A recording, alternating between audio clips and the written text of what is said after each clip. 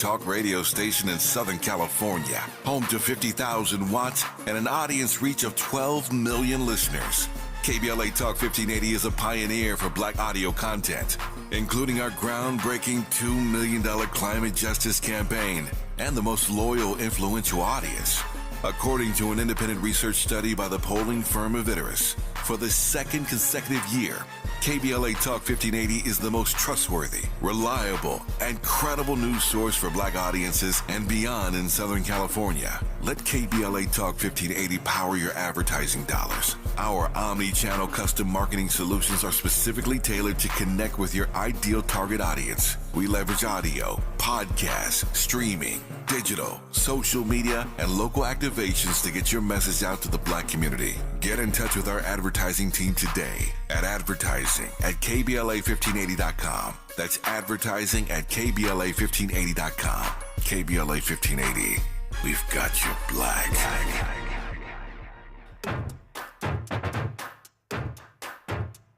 Tell me who in this house know about the quake? I mean, really? Really? If you know how to rock, say yeah. Yeah. If you know how to party, say oh yeah. Oh yeah. But if you ain't hip to the rare house quake, shut up already. Damn. House quake. Everybody jump up and down. House quake. Oh, there's a brand new groove going round. I'm Tavis, Smiley, and what an amazing first hour that was. I'm delighted to have you in with us today in this hour. I've been looking forward to this conversation. Every time I think I know everything about Harriet Tubman, there's always more to learn, which underscores 2 points. One, again, there is a lot more about Harriet Tubman that we need to learn. And secondly, I don't know everything. So put those two things together, and here we are in this conversation. But I've been looking forward to this because here's a part of the backstory of Harriet Tubman that I heretofore have been unaware of. And it is a story, frankly, about one of the, how might I put this? Well, I'll let her explain it. I can't even do justice to the story. It's the backstory to the largest slave rebellion in the Civil War. The largest slave rebellion in the Civil War, with Harriet Tubman scouting and spying behind enemy lines. A Union force was able to liberate over 750 slaves in one day, and many of them immediately joined up to fight. So this is a story, again, that I kind of heard about but didn't really know, and the role that Harriet Tubman played in it. Again, the largest slave rebellion in the Civil War. And thankfully, our guest in this hour, noted historian Edda Fields-Black, will help us understand more of the backstory here and shed some new light on this most consequential military action in the Civil War. It is the Combahee River Raid of 1863. The Combahee River Raid of 1863, and I'm just thrilled to learn more about it in this hour. Professor Fields-Black, an honor to have you on this program. How are you today? Thank you so much. I am doing very well. How are you? If I complained, I'd be an ingrate. I am doing remarkably well. As I said moments ago, I've been looking forward to this conversation. I'm a student of history, and I'm a sponge. I love to learn, and one of the great joys, I must say, of my career on television and radio is exposing people to stuff they otherwise wouldn't know. I said in an interview the other day, speaking specifically about black media, Professor, that black media is more relevant, to my mind at least, more relevant and necessary now than ever before. Because there's some stories that don't get told if we don't tell them, some issues that don't get raised if we don't raise them. Some people like yourself doing great work who don't get profiled if we don't profile them and give them a platform. And so the black media now is more relevant and necessary than ever before. But this is a story that all Americans, of course, need to be aware of, not just black Americans. But I consider it my signal duty, sitting in this chair every day, to share what it is that I know, to share what it is that I see, and what I come across with others, so we can all be more well versed about our own history, and for that matter, I think that history impacts our future. So I digress on my soapbox for that, but I just wanted to start by saying I'm just so thrilled to have you on to learn more about this story. So that said, let's get started. First of all, tell me about, before we get to Harriet Tubman and the raid and all of that. Tell me about this river. Tell me about this locale, this place. Yes. So the Combahee River is located in Beaufort and Colleton counties. It is south of Charleston. South Carolina. Yes, absolutely, South Carolina. So traveling, it's a 40-mile-long river. It's a blackwater river. It is not a straight line. It makes some very sharp curls and twists and turns. On which runs along the coastal areas, there's a bridge to Harriet Tubman. There's a Harriet Tubman Bridge, which is where actually Civil War Combahee Ferry. Mm-hmm. And what is in terms of commerce or trade or anything else that may be on?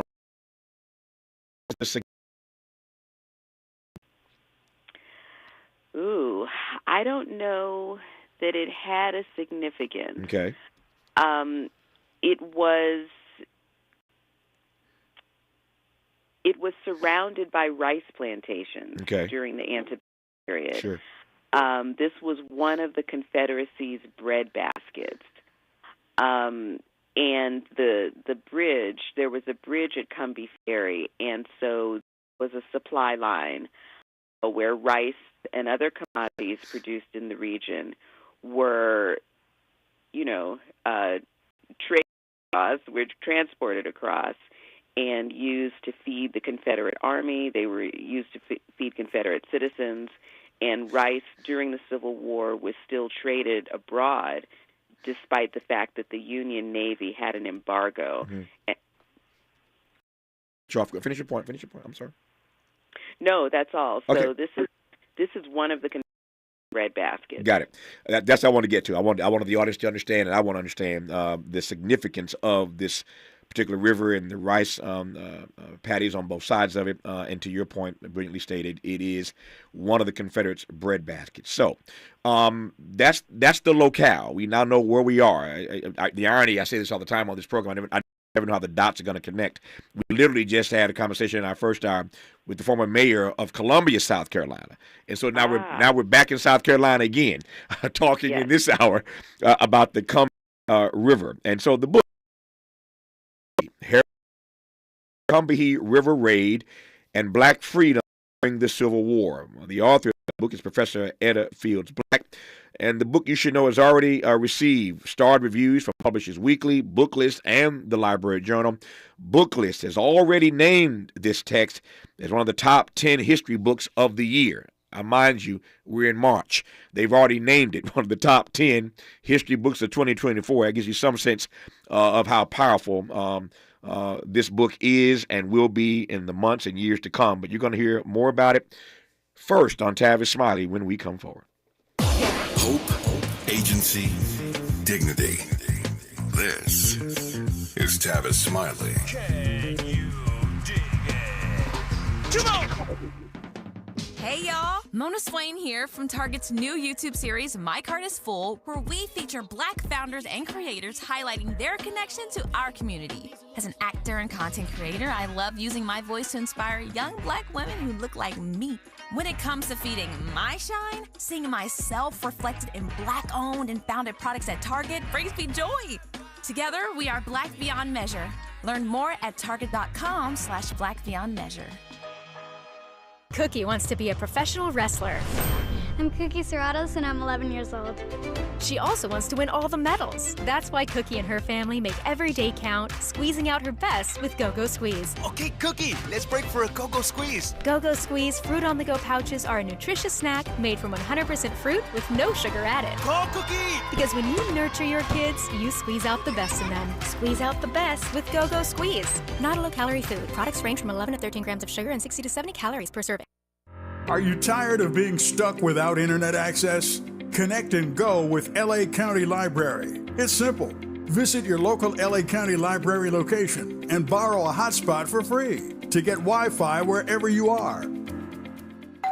Pizza's here. Oh, great. I'd love some, but I'm worried about my stomach issues. If you're worried about having diarrhea, gas, bloating, stomach pain, or loose, oily stools, it may not just be stomach issues. It could be a condition called exocrine pancreatic insufficiency, or EPI. With EPI, the pancreas doesn't release enough enzymes to break down food, but EPI is manageable. Use the symptom checker on identifyepi.com and talk to your doctor. That's identifyepi.com.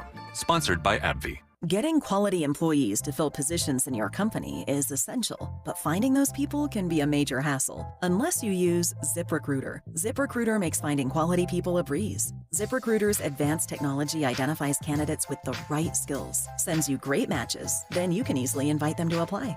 4 out of 5 employers who post on ZipRecruiter get a quality candidate within the first day. See for yourself. Go to ZipRecruiter.com/free to try ZipRecruiter for free. That's ZipRecruiter.com/free.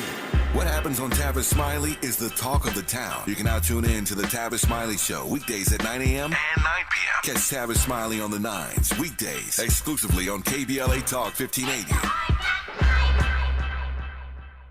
The thing no one tells you about periods is that your flow changes every day, and so should your tampon size. Tampax has 5 absorbencies to match your changing flow. If it hurts to remove, go down a size. If it leaks, go up a size. Only Tampax has a leak guard braid to help give you up to 100% leak and odor-free protection. All-day comfort and protection for under $5 a month. Based on average U.S. consumer usage at manufacturer's suggested price. However, pricing is at the sole discretion of the retailer. Excludes 8-count. It's game day at Jim's house, and the spread is impressive. Mike's already done some damage with the hot wings, and now he's dropping back and going deep for another slice of pizza. I sure hope he brought the Pepto. Mike knows the Pepto-Bismol provides fast 5-symptom relief from unexpected stomach upsets. He's no rookie. The way he's throwing back those nachos, he's the GOAT. Be ready for game day with Pepto-Bismol. When you have nausea, heartburn, indigestion, upset stomach, diarrhea. Use as directed. Keep out of reach of children. Helping to make you the most knowledgeable person in your circle of friends. This is Tavis Smiley. See, that's the point right there, trying to help make you the most knowledgeable person in your circle of friends. And that's what I was saying moments ago about trying to share what it is that I come across that I think you ought to be aware of as well. And this is one of those things, the backstory to this major raid, the largest slave rebellion in the Civil War, and the role that Harriet Tubman played in it. The book, once again, is called COMBEE, Harriet Tubman, the Combahee River Raid, and the Black Freedom during the Civil War. The author of that book is Professor Edda Fields-Black, who I am honored to have on this program. Before I get into the story, or let you get into the story, I'm always curious about the backstory. Tell me how you decided to undertake this project, Professor. That's a great question. So I'm actually a specialist in the transnational history of West African rice farmers. So that's the Upper Guinea Coast in West Africa during the pre-colonial period, and then the development of rice-growing technologies there, but then their transfer to coastal South Carolina and Georgia during the transatlantic slave trade, and the foundation that West African knowledge built in coastal South Carolina and Georgia in the emergence of the commercial rice industry. I'm interested in rice and slavery. And I'm a historian. I'm also an artist. I wrote a libretto for a symphonic work called Unburied, Unmourned, Unmarked, The Requiem for Rice. And in writing that libretto, which is the text on which the symphonic work is based, I was looking for dramatic scenes scenes where I could really hear the voices of enslaved people and feel their emotions. And what I found was one of the he became a main character in COMBEE. His name is Minus Hamilton, an 88-year-old man who liberated himself in the Combahee River Raid. And he told his life story, and he told his story of what happened to him and his wife during the raid. And I came across this, and it became part of the libretto. It was also part of another book that I thought I was working on, which was a history of the Gullah Geechee people. And I was working on those two projects, and they were growing in opposite directions and growing exponentially. And I needed to bring them into closer alignment, and the Combahee River Raid was one point where they both connected.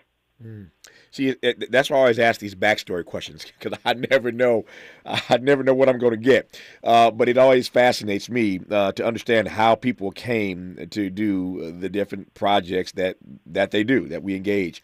And so I appreciate understanding how this project came to be for you. Before I jump again into the story, you keep saying things I want to interrogate right quick. This is a moment for you to just to speak some truth about the role that Africans have played in the knowledge base of this country. I heard very clearly you make the point that when it comes specifically to rice, and obviously we could do this all day long with all kinds of other products and issues, but I want to pause for a second to just allow you to say a word to us about the knowledge base that Africans brought to this country.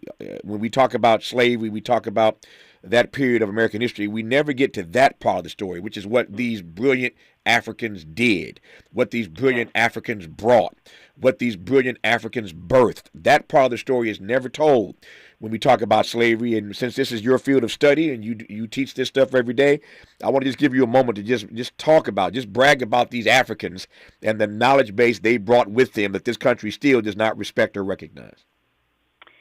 Absolutely. So we have to get beyond thinking of enslaved people as brute laborers, right? They were brought here with their skills and their technology, and in the case of rice in South Carolina, some of them were brought here because they possessed these skills and this technology. Rice was domesticated in two parts of the world, Africa and Asia.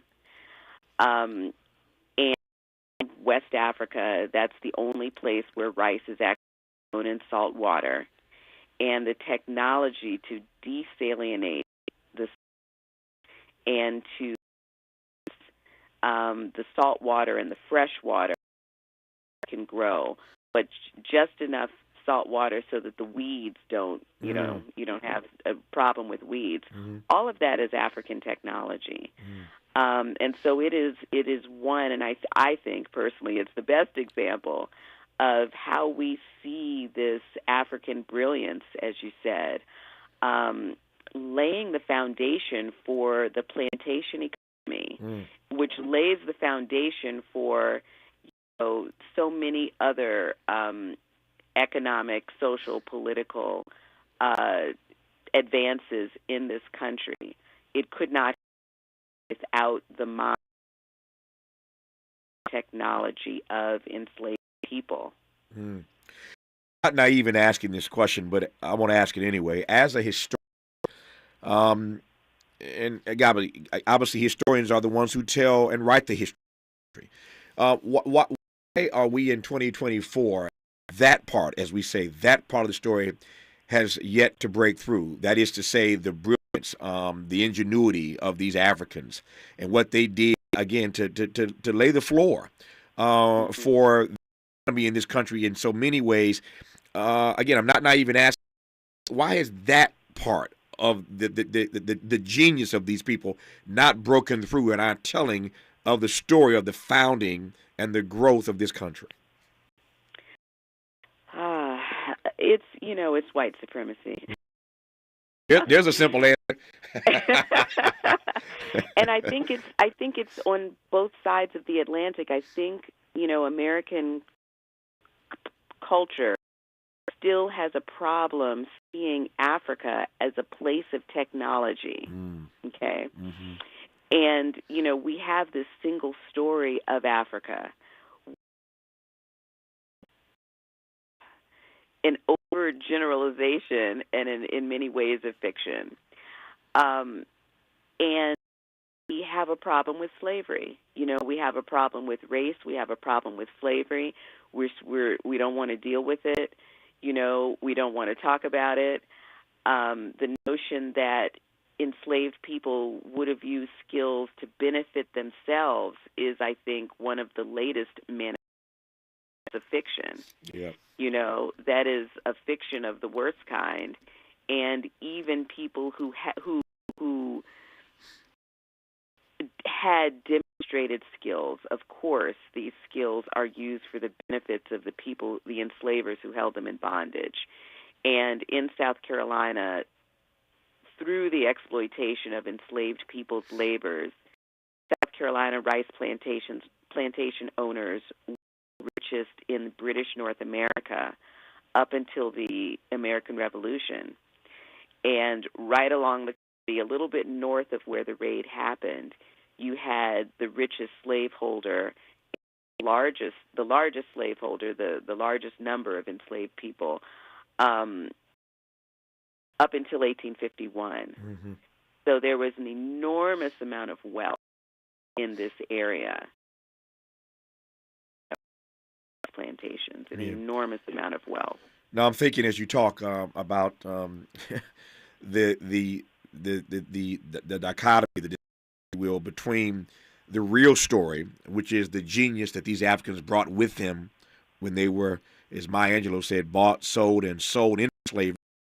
Nightmare, praying for a dream. That's Maya from her poem Pulse on the Pulse of the Morning. I'm thinking about the genius they brought with him and why that story never gets told. And what we end up talking about are people like Ron DeSantis, who are suggesting that slavery was good for us because it taught us a trade.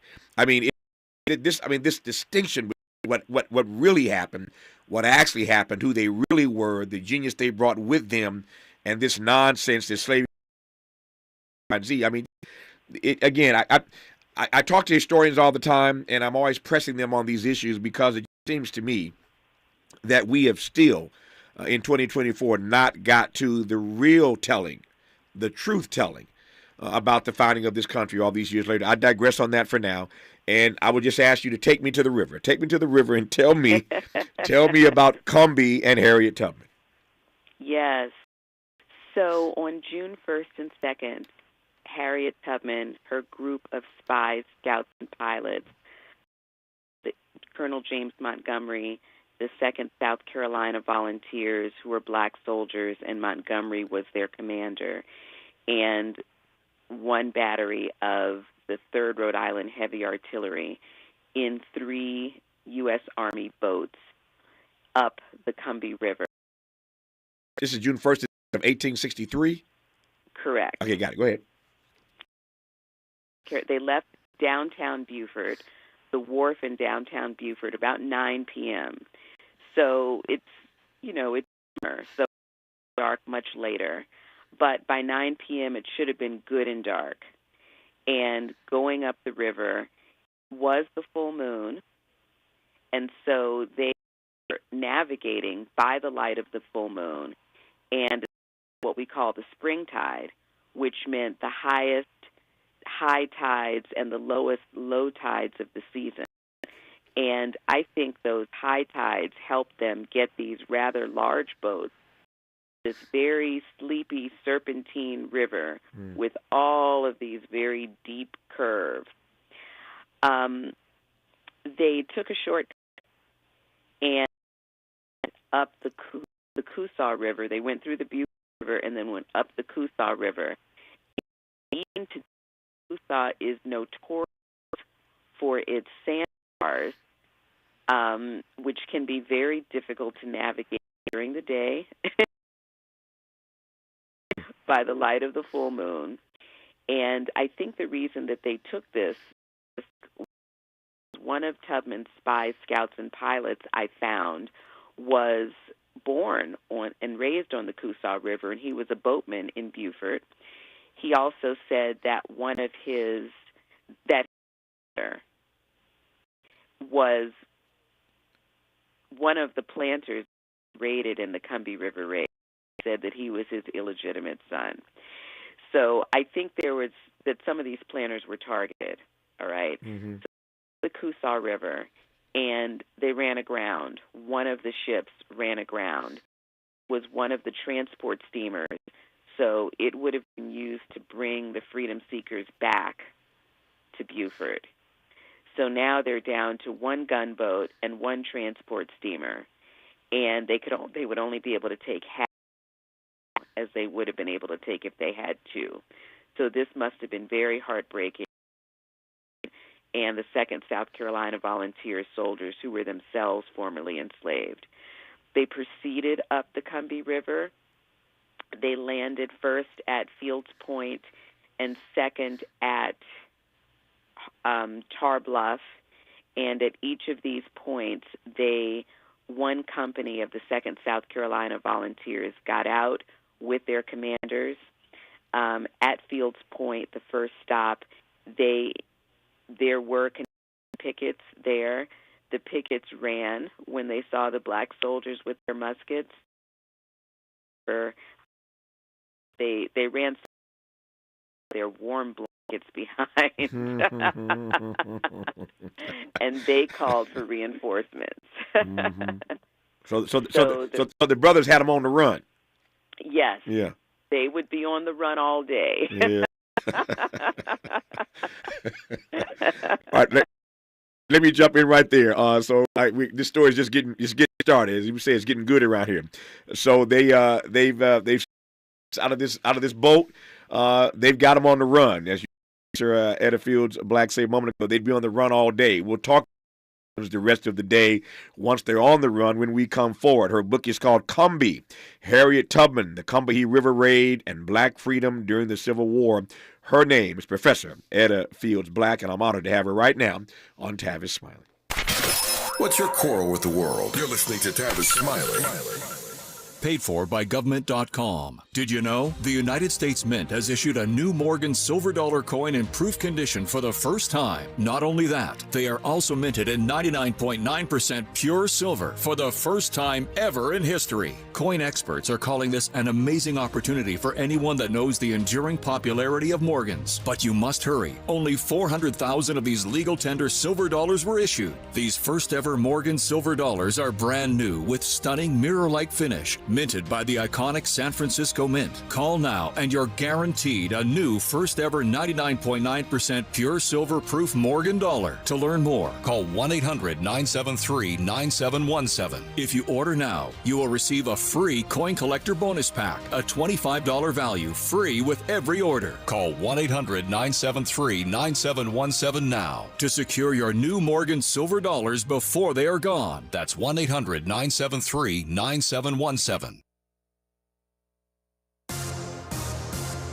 I'm Mike Moore. Here's the latest from the Black Information Network. Former President Trump is suing ABC News and George Stephanopoulos for defamation. The lawsuit centers around Stephanopoulos' interview with Congresswoman Nancy Mace earlier this month. During that interview, Stephanopoulos said Trump had been found liable for rape. A New York jury found Trump liable for sexual abuse but not rape. Trump has previously unsuccessfully sued media organizations such as CNN, The Washington Post, and The New York Times for defamation. Lawyers for singer R. Kelly are trying to fight his racketeering conviction in Lower Manhattan. An appeals court panel heard the arguments, with Kelly's attorney saying prosecutors failed to prove the racketeering claim or that he abused underage girls.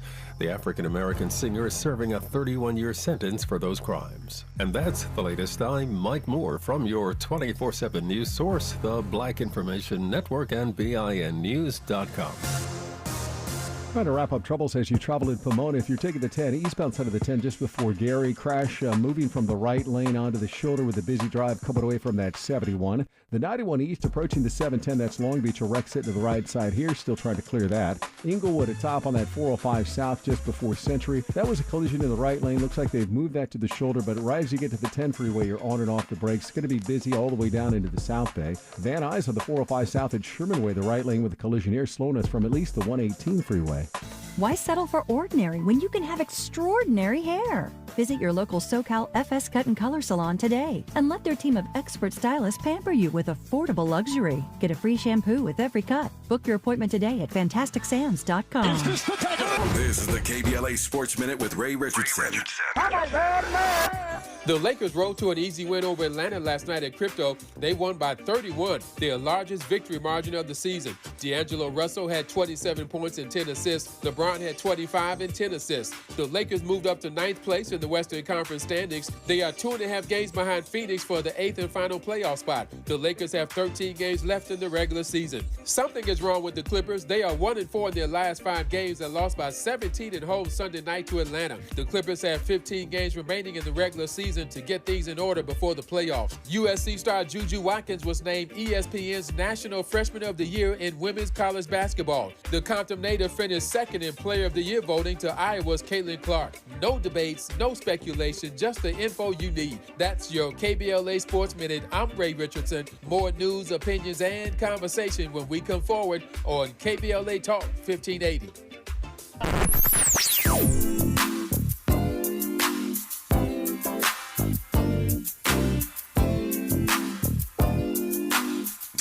KBLA Talk 1580. Talk radio. That's music to your ears. We're unapologetically progressive. KBLA Talk 1580.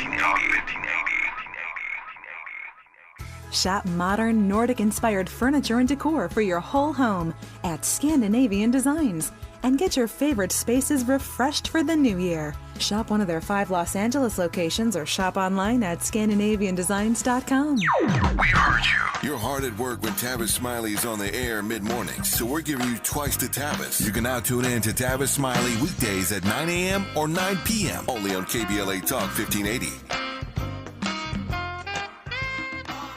With no fees or minimums and no overdraft fees, banking with Capital One is the easiest decision in the history of decisions. Even easier than choosing Charles Barkley in a pickup game. We'll take Barkley. Ha! First pick! Sorry, kids! Yep, even easier than that. With no fees or minimums and no overdraft fees, is it even a decision? Okay, here's the plan. Pass me the ball every time. This is banking reimagined. What's in your wallet? Terms apply. See CapitalOne.com/bank for details. Capital One NA member FDIC. Tax Talk with Straight Talk. You give and you give. This tax season, you get with Straight Talk Wireless. You get a reliable 5G network and unlimited data and a Samsung Galaxy A14 included when you buy an extended Silver Unlimited plan. So you can give your janky phone to your kid. Yeah! Switch to Straight Talk. Find us at Walmart and StraightTalk.com. For network management practices, visit StraightTalk.com. Device offer ends 4/14/24. Taxes and fees apply. So you just used bug spray in your home. Now what? Well, between the waiting and waiting for things to dry up and keeping your family away from the mess, it hits you. You could have used Zevo. Unlike other bug sprays that stick around, Zevo goes from kill to clean in seconds. Plus, it's safe for use around people and pets when used as directed. Zevo, people-friendly, bug-deadly.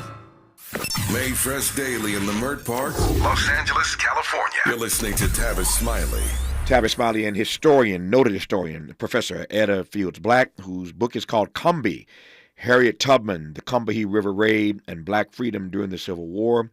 Book list has already named it one of the top 10 history books of 2024. As I said earlier, the calendar only reads March, and they've already made it clear this is going to be one of the best history books coming out this year. I'm delighted, honored, and humbled to have Professor Fields-Black on this program right now. When we last left this story, Professor, you were sharing with us that the brothers had their muskets and they had the good white folk on the run. Pick up the story. Yes. So the 2 U.S. Army boats continued up the river.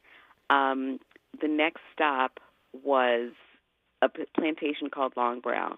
And here the planner wrote a letter, which was published as a letter to the editor, and he talked about his experiences that day when a man he held in bondage, who was his driver, barged into his bedroom at 5 a.m. and said that the U.S. Army was at his boat landing.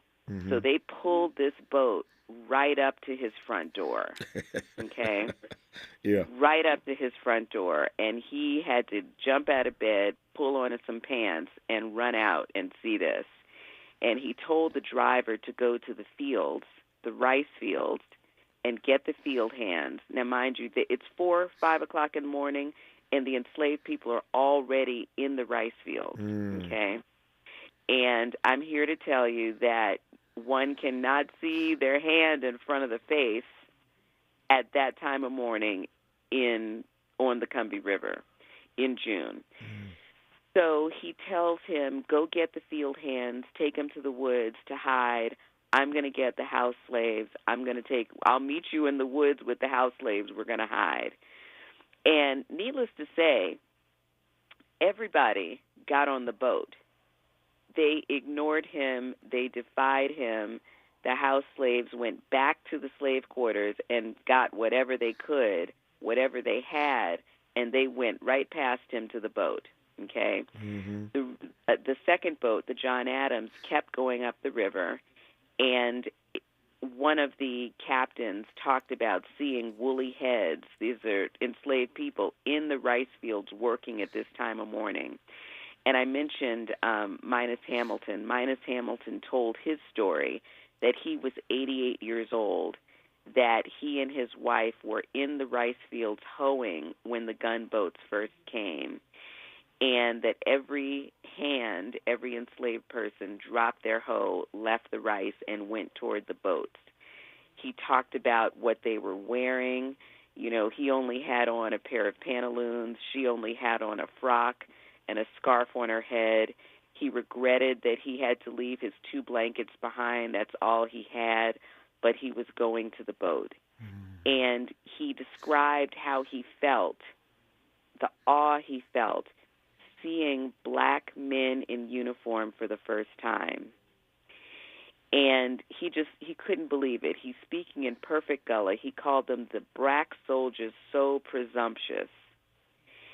And he was amazed that they held their heads up, okay, backs straight, heads up, and they confronted slavery, went right onto the plantation where he had grown up in bondage, and they burned down everything. The house, the barn, the stables, you know, the storage houses, kitchens. They burned the rice in the barn. They ruined the rice crop. And then he and his wife followed them onto the boats. And finally, the second boat, the John Adams, which was the gunboat, landed at Combahee Ferry, and that's today the Harriet Tubman Bridge on Highway 17, down there in South Carolina. And it had the most firepower. It didn't have much firepower, but it commanded this causeway, and it commanded the river. There were Confederate pickets at Combahee Ferry, and so it engaged, the 2nd South Carolina Volunteers engaged the Confederate pickets, and there were skirmishes, but with that gunboat there on the river, shooting down at them, there was only so much. They sent rowboats out to plantations to get more people. And there's a causeway from Cypress Plantation, and this was the plantation that was owned by the man who Harriet Tubman's spy scout pilot said this was his plantation. And I think this was actually the target of the raid. And so South Carolina Volunteers, formerly enslaved men, some of whom had bondage a week or two before the raid, just gotten their muskets, first time in uniform. And they're marching across this causeway with Confederates that they can't see onto this plantation, which was Cypress, and they round up the enslaved people, and then they march back over the causeway. And we know that, as I mentioned, the pickets were there. The pickets on both ends of the rivers sent couriers for reinforcement, arrive, skirmish up and down. There's a road that connects. They started going all the way up to where the Confederate reinforcements were. So there were skirmishes with South Carolina and the Confederate troops on that road as well. But ultimately, 756 freedom seekers got on the boat. You know, and I have to correct you, Tavis, this was the largest slave rebellion in U.S. history. Yeah, I said the Civil War. I stand corrected. You're the historian. So I'm half right. It's not either or. It's both and. It's both and. Okay. Exactly. And second only to the Haitian Revolution in the history of the New World. Right. No, I take that point. I take that point. Yeah. I'm riveted. I'm sitting here listening to you tell this story. First of all, you've done great research, and moreover, you tell the story beautifully. I'm just sitting there listening as you. I'm just trying to take it all in. Let me just ask this. My assumption is it was the element of surprise in part that allowed them to pull this off. When you think about Harriet Tubman, and you think about, you know, as we've been taught in history, the number of times, the 19 times that she went back and all the slaves that she freed, with all due respect, that really pales in comparison. I'm talking about number right now. Those 19 trips really paled in comparison to freeing 756 black folk in one night. I'm still just gobsmacked at how they pulled this off. The element of surprise had to be part of the plan. I mean, that had to be part of what allowed them to be so successful. What else am I missing here? Definitely. I think that there are a few additional things. Number one, they knew the region very well. Right. The 2nd South Carolina Volunteers, some of whom had been enslaved on these plantations, right? The people who planned, and Tubman, you know, she was the one who found the people who knew the river and who knew the region and brought them together. They had the secret weapon, which were the black soldiers. It was June, which means that in your average year, okay, not during the Civil War, but even during the Civil War, the white people were gone. Mm-hmm. Right? You didn't have white people living on rice plantations during the summer months. Mm-hmm. They left in May and they came back in November because the disease environment was so deadly to them. Because rice grows in water, standing water, which breeds mosquitoes, and the mosquitoes carry malaria. So they picked the right time. June was the right moment. Absolutely, and the Confederate forces were withdrawn in May. The commanders insisted that their forces be withdrawn because they didn't want them to get sick. They even took the cannons in May. So they couldn't imagine that anything like this would happen. But of course, it was 300 black soldiers who led the assault. It is It is quite the story. These 300 black soldiers with their muskets, and as you heard, they marched across that causeway, got these 750-plus black people, marched back across that causeway, put them on the boats, and took off. It didn't happen quite that simply, but it is quite the story. The book is called COMBEE, Harriet Tubman, the Combahee River Raid, and Black Freedom During the Civil War. More with the author of that book when we come forward, Professor Edda Fields-Black, on Tavis Smiley.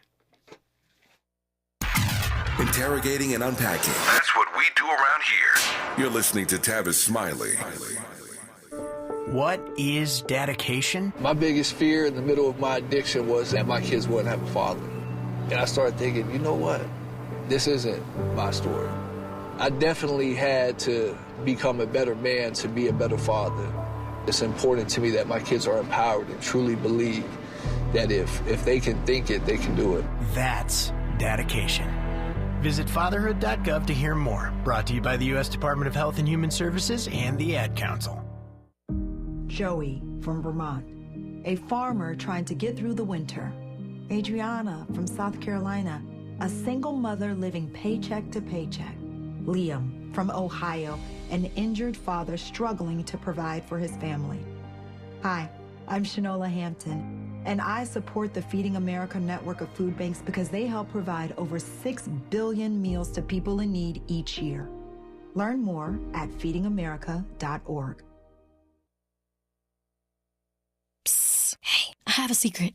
I use Secret Whole Body Deodorant because more than just my armpits stink. Oh, can I use it where my bra rubs under my... Oh, yeah. And what about down there? You know, my... Totally. 4 out of 5 gynecologists would recommend it. So I tried it, and now I get 72 hours of freshness from my pits to my... Ooh, I love that it's a spray. Me too. And it comes in sticks and creams too. Go get your Secret Whole Body Deodorant. If you're looking for the most epic place on Earth, let's start at the base of a massive waterfall. Then trek through the thick jungle. Then climb to the peak of a snowy mountaintop. Then once you get there, keep going. Because with intelligent 4x4 and 7 drive modes and a Nissan Pathfinder, the search is the real adventure. Available feature. Intelligent 4x4 cannot prevent collisions or provide enhanced traction in all conditions. Always monitor traffic and weather conditions. Do it all by yourself, baby girl. What's your name? Let me talk to you. Let me buy you a drink. Spilled your drink? Quick, the quicker picker-upper. Bounty picks up spills quicker. And each sheet is 2 times more absorbent, so you can use less than the leading ordinary brand. So you can get back to your night. Bounty, the quicker picker-upper.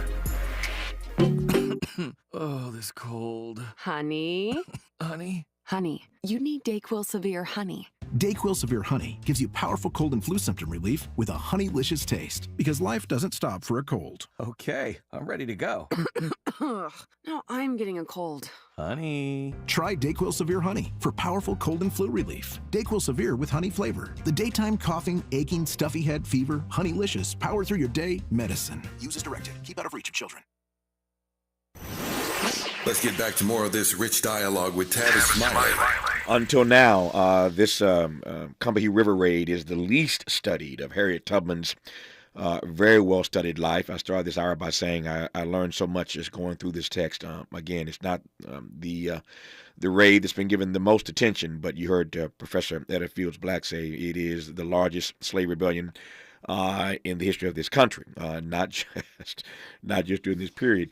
There are a couple of things that come to mind right quickly. I'm watching my time; it's getting away from me. Number one, you start this conversation by telling us that the COMBEE was as you called it, a Confederate breadbasket. In the telling of the story moments ago, you shared with us they didn't just free these 750 plus black people who had been enslaved, but they burned everything down. So I want to ask what impact their burning all that stuff down had on this Confederate breadbasket, as it were. Professor? I am not hearing the professor. Miles, let's see if we can get her audio up. I can't hear it. My time is getting away from me. I want to ask her about the impact it had on the professor. Stand by. I think there's a problem with the audio. Don't move. Don't hang up on me. We'll get it fixed in just a second here. I want to ask her about this the impact it had on the on this breadbasket, as it were, for the Confederacy, and also want to get her take on the following. Once these 750 plus black folk, these enslaved persons, had been liberated, many of them, I am told and have read, immediately joined up to fight. And so the Union force is able to liberate them. And many of these black folk turned around as an act of gratitude, would be my phrase, and signed up to fight. with the union, and so I want to ask her about that as well. I'm stalling here because I want to get this audio back up, and Miles needs to figure this out right quick so we can hear these answers to these questions. In case you've just tuned in, I can tell you this: the book once again is called COMBEE, Harriet Tubman, the Combahee River Raid. Miles, I'm not getting any audio from my guest. Professor, can you hear? I'm sure you heard me the entire time. Can you hear me now? Yes, I can. Okay. So my first question was, what impact they're burning everything down had on this Confederate breadbasket, as it were? They burned 7 plantations. Wow. And the damage was about $6 million. And on these 7 rice plantations, the only thing they left standing was one house, one plantation house, which was, you had to cross a swamp to get to it, so it was probably too hard to get to. Right. And slave quarters. Everything else was leveled. And 2 rice crops ruined. Yeah. So it had an impact, to be sure, on their breadbasket.